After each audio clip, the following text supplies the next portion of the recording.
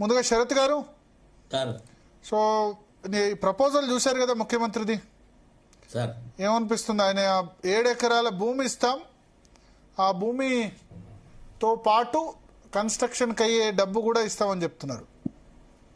Sir ఇప్పుడు ఒకటి sir, మనది ఒక వెల్ఫేర్ స్టేట్ సార్. అంటే సంక్షేమాన్ని దృష్టిలో పెట్టుకొని ప్రభుత్వ పాలన సాగాలి సార్.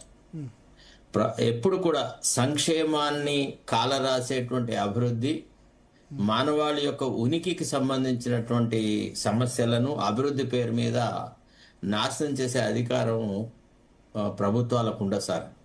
భారత రాజ్యాంగంలో అసలు యాక్చువల్లీ రైట్ టు ప్రాపర్టీ అనేది ఒకప్పుడు ఫండమెంటల్ రైట్గా ఉండే, దాన్ని ఏం చేస్తున్నారు, ఫండమెంటల్ రైట్గా తీసేసేసి కేవలము constitutional right under article 300A అనేది ఏర్పరిచినారు. రెండోది, అప్పుడు ఎప్పుడైతే దాన్ని ఓన్లీ రాజ్యాంగపరమైన హక్కుగా మార్చినారో ఆ మార్పులో అటు పార్లమెంటు ఇటు సుప్రీంకోర్టు ఆ ఆర్టికల్ 300Aను ఎప్పుడైతే ఇంటర్ప్రిట్ చేసిందో వాళ్ళు ఏమన్నారు, అభివృద్ధి అనేది ఎప్పుడు కూడా సంక్షేమంతో ముడిపడి ఉండాలన్నారు, ఇవి జంటగా నడవాలా అన్నారు. ఇప్పుడు భారతదేశం లాంటి ఒక దేశంలో దాదాపుగా 40 నుంచి 50% మంది ప్రజలు షెల్టర్లెస్గా ఉన్నారు. ఇవాళ ప్రభుత్వాలు చాలా కార్యక్రమాలు తీసుకొచ్చి రైట్ టు షెల్టర్ అనేది రైట్ అండర్ ఆర్టికల్ 21 అని సుప్రీంకోర్టు గుర్తించి, తర్వాత ఈ షెల్టర్ మీద ఇంత ప్రాధాన్యత ఇస్తూ అప్పుడు తీసుకొచ్చిన డబుల్ బెడ్రూమ్ స్కీమ్స్ అనుకోండి, ఇప్పుడు తీసుకొచ్చిన ఇందిరమ్మ స్కీమ్స్ అనుకోండి, ఇవన్నీ ఏంటిది, ఎవరైతే కూడు గుడ్డకు నోచుకొని వాళ్ళు ఉన్నారో ఇంకా కూడా అభివృద్ధి ఫలాలు అనుభవించట్లేదో వాళ్లకు అభివృద్ధి ఫలాలు అందించేటువంటి ఉద్దేశంతో చేస్తుంది. అయితే ఏదో రకంగా కష్టపడి కష్టమో నష్టమో రకరకాల బాధలు పడి వాళ్ళు ఒక షెల్టర్ ఏర్పరచుకున్నారు.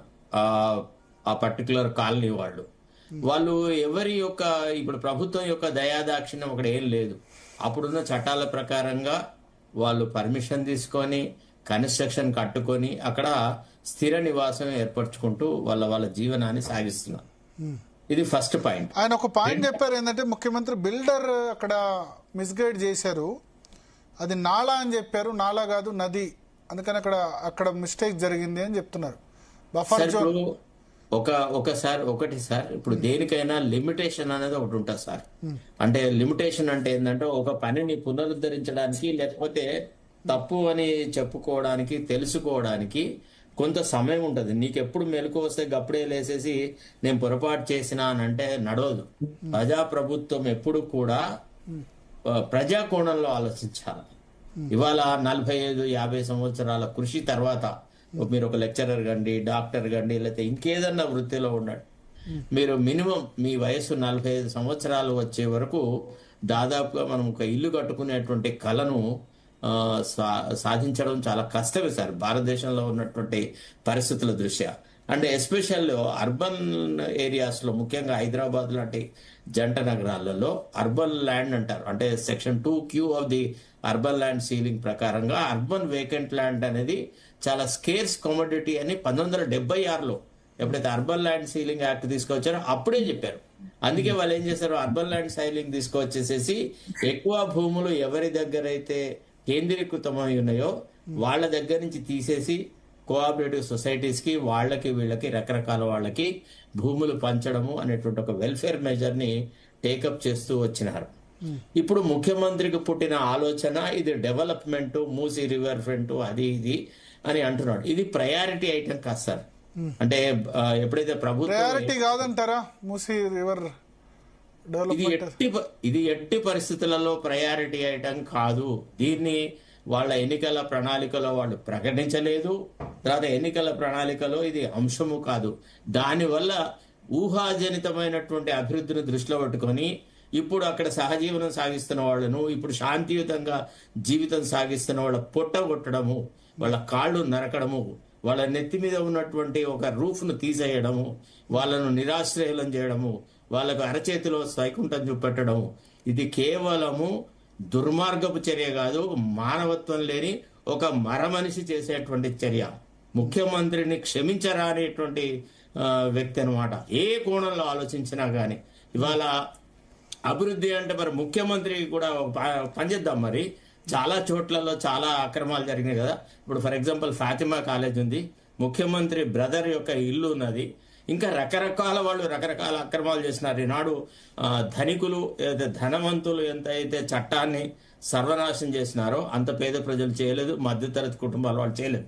ఇప్పుడు ఒకవేళ ఏదైనా సపోజ్ అక్కడ బిల్డర్ పొరపాటే చేసినాడు అనుకుందాం, శిక్ష బిల్డర్కు వెయ్యు. అక్కడ కొనుక్కొని అక్కడ స్థిర నివాసం ఏర్పరచుకొని తమ జీవితంలో కొంత భాగాన్ని, విలువైన భాగాన్ని అక్కడ గడిపిన తర్వాత అభివృద్ధి అనే పేరుతో నేను మిమ్మల్ని తీసేస్తా, నా చేతిలో అధికారం ఉంది, నేను ఏ రకంగానైనా ప్రవర్తిస్తా అనే ఒక నిరంకుశ ధోరణి అది ముఖ్యమంత్రికి తగదు సార్. చాలా చాలా నేరాతి నేరం, ఘోరాది ఘోరం. ఇప్పుడు ఫర్ ఎగ్జాంపుల్ ఇది అనివార్యమైన అభివృద్ధి కాదు. ఇప్పుడు అంటే అభివృద్ధి అంటే ఊహాజనితమైన అభివృద్ధి వేరు, అనివార్యమైన అభివృద్ధి వేరు. ఫర్ ఎగ్జాంపుల్ మీరు రోడ్స్ వైడనింగ్ చేస్తున్నారు నగరంలో పెరిగినటువంటి కంజెషన్ దృష్ట్యా, లేకపోతే మీరు మెట్రో రైలు కడుతున్నారు, లేకపోతే ఇంకేదైనా హాస్పిటల్ లాంటిది పెద్దది కడుతున్నారు, ఈ రకమైన వ్యవహారాలు చేస్తున్నారు. అంటే పెరుగుతున్న జనాభాకు అనుకూలంగా మీరు ఇన్ఫ్రాస్ట్రక్చర్ ప్రొవైడ్ చేస్తున్నారు అని అన్నప్పుడు ఎక్విజిషన్ చేసేదాన్ని కంపల్సరీ ల్యాండ్ ఎక్విజిషన్ అంటారు. దానికి ఇప్పుడు యాక్ట్ 30/2013 ఏదైతే మనం కొత్త రీహాబిలిటేషన్ యాక్ట్ ప్రకారంగా వచ్చిందో దాన్ని మనం యాక్సెప్ట్ చేయడం కరెక్ట్. కానీ ఒక ఎన్నికైన ప్రభుత్వం ప్రజలందరినీ రాగద్వేషాలకు అతీతంగా అందరినీ సమంగా చూసుకుంటామని, మీ జీవితాల్లో కొంత మెరుగును తీసుకువస్తామని చెప్పి పెద్ద పెద్ద ఉపన్యాసాలు ఇచ్చి మైకులు వలగొట్టి ప్రభుత్వంలోకి రాగానే అసలు జీవన స్థితిలో కోర్టుకు వెళితే ఇది క్వాష్ అయ్యే అవకాశం ఉందా? ఈ ల్యాండ్ అక్విజిషన్ అన్నారు ప్రియారిటీ కాదు అని చెప్పారు కదా. సరే, ఈ రోజే నేను ఒక కేసు ఆర్బీఎస్ మా చెన్నూరులోనే ఎప్పటి నుంచో 20 సంవత్సరాల నుంచి నివాసం ఉంటున్నటువంటి వాళ్లను ఒక ఐటీఐ పెట్టడానికని అక్కడ మొన్న వివేక్ వచ్చేసి ఏం చేసినాడు, ఒక శంకుస్థాపన చేసినాడు. వాళ్ళు ఎప్పటి నుంచో అక్కడ ఉన్నారు, 20 ఏళ్ల నుంచి అక్కడ ఉంటున్నారు. ఉంటుంటే అట్లాంటి వాళ్ళ యొక్క అంటే ఇప్పుడు ఇది ఒక ట్రెండ్ అయిపోయింది. అంటే కాంగ్రెస్ ఎమ్మెల్యేలు, కాంగ్రెస్ ప్రజాప్రతినిధులు స్థిర నివాసంగా ఉంటున్న వాళ్లను, స్థిరంగా ఉంటున్న వాళ్లను, ఎంతో కొంత ప్రశాంత జీవితం గడుపుతున్న వాళ్ళ నోళ్లలో మన్ను కొట్టడమే ఒక ఉద్దేశపూర్వకంగా చేస్తున్నారు. మరి కాంగ్రెస్ పెద్దలకి ఎందుకు బుద్ధి లేదు? ఎందుకు వాళ్ళు గడ్డి తింటున్నారు? ఎందుకు వాళ్ళు ఆలోచించలేకపోతున్నారు? ఈ రకంగా సమాజాన్ని అతలాకుతలం చేయడం ద్వారా మనం ఏం సాధిస్తున్నాం? ఇప్పుడు చూడండి, కొంతమంది ఎట్లున్నారంటే పాపం వాళ్ళ పరిస్థితి అప్పులో సప్పులో అదో ఇదో చేసి 10-15 ఏళ్లుగా అప్పులు కట్టి ఒక కొంత ప్రశాంతత తెచ్చుకున్న వాళ్ళ జీవితాల్లో నువ్వు నరకం సృష్టించడం ఇది ఏ రకమైన పరిపాలన సార్? దీన్ని ఏ రకమైన అభివృద్ధి అంటారు? అభివృద్ధి యొక్క నిర్వచనం ముఖ్యమంత్రితో మాట్లాడాలి. అసలు ఫస్ట్ ఆఫ్ ఆల్ నేను అడుగుతున్నాను ముఖ్యమంత్రి, ఒకసారి ఎక్కడన్నా కొంతమంది ఇంటలెక్చువల్స్ తోని, కొంతమంది రాజ్యాంగం మీద కొంత నిపుణత గల వాళ్ళతోని, మానవ కోణంలో ప్రజా హక్కుల కోసం కొట్లాడుతున్న వాళ్ళతో ఒక మీటింగ్ ఆర్గనైజ్ చేయమని. ఆయన దృష్టిలో వాట్ ఈస్ అభివృద్ధి? We want to know. అభివృద్ధి అంటే ఏంటిది? అంటే ఇతరుల జీవితాలతో ఆడుకోవడం అభివృద్ధి? ఇప్పుడు అది చెయ్యకపోతే ఈ ప్రభుత్వం మనుగడకు ప్రమాదం ఉందా? అసలు ఎవడు అడిగేవాడు ఎవడు లేడండి. చాలా ఏంటంటే కేంద్ర పార్టీకి డబ్బులు కావాలా, ఈయన డబ్బులన్నీ మూట కట్టుకొని పోయి అక్కడ ఢిల్లీలో వారేస్తున్నారు. ఆ పరాన్న భుక్కులు ఈయన ఇచ్చిన డబ్బుల మీద విలాసవంతమైన జీవితం గడుపుతున్నారు కాబట్టి శరత్ గారు మీరు దయచేసి మీరు తర్వాత మాట్లాడండి సార్.